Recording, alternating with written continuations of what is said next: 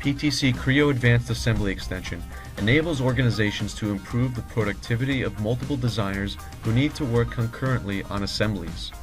It also includes tools that support the design of assembly variants and creation of assembly process plans.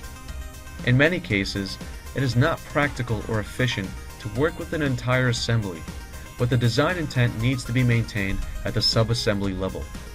This is especially true for very large assemblies and distributed teams. Using AAX, critical design information can be incorporated into sub-assemblies to ensure that the parametric relationships are maintained.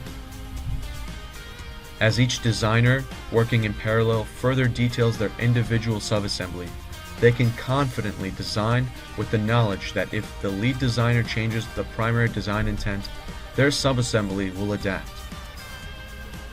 Additionally, since critical design information is shared across the team, designers don't have to worry about their changes impacting the work of other team members. This ability to truly support concurrent engineering provides your design team with significant productivity benefits.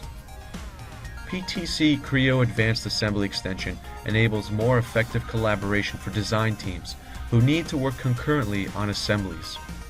And with additional tools to support the generation of assembly variants and the creation of assembly process plans, AAX can help you to drive greater productivity within your product development process.